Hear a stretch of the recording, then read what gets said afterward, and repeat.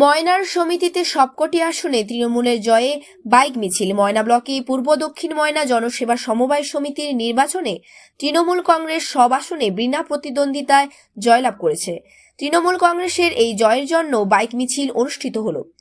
এই বাইক মিছিলে নেতৃত্ব দিয়েছিলেন তৃণমূল কংগ্রেসের ময়না 2 অঞ্চলের সভাপতি সুশান্ত ভৌমিক, ময়না ব্লক তৃণমূল কিষাণ কংগ্রেস সভাপতি বিবেকানন্দ সাহু, ময়না 2 গ্রাম পঞ্চায়েতের উপপ্রধান বুদ্ধদেব পোড়া, গ্রাম পঞ্চায়েতের সদস্য দিলীপ দোলাই সহ তৃণমূল কংগ্রেসের অন্যান্য নেতৃত্ববৃন্দ।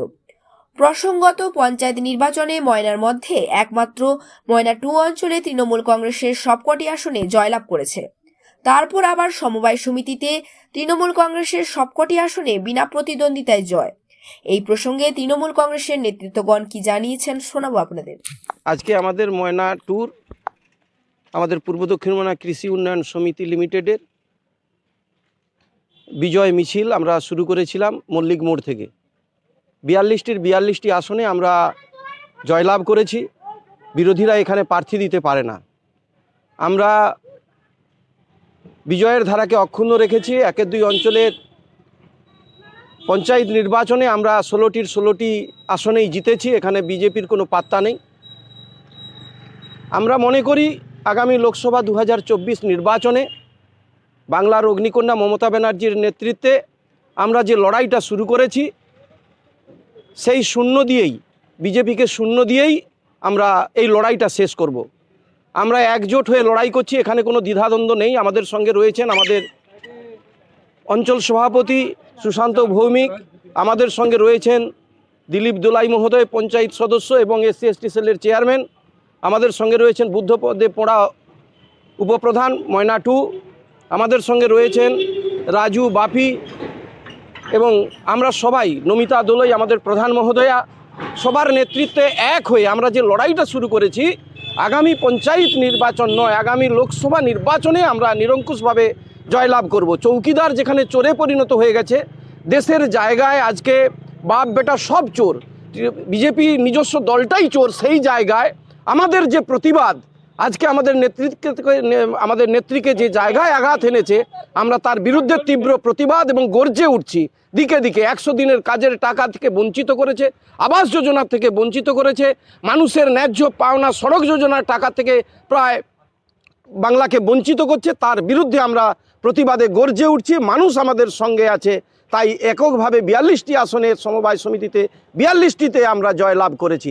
আগামী দিনেও আমরা এইভাবে জয়লাভ করব, এই আশা এই আকাঙ্ক্ষা রাখছি। আমাদের মিছিল নির্ভীক মিছিল। আজকের এই মিছিলে ক্ষণিকের খবরাখবরে আমরা বৃহত্তর মিছিল করতে পেরেছি, এটা মানুষদের স্বতঃস্ফূর্ত উন্মাদনা। আমার নাম বিবেকানন্দ সাহু, আমি ময়না ব্লক তৃণমূল কিষাণ কংগ্রেসের সভাপতি।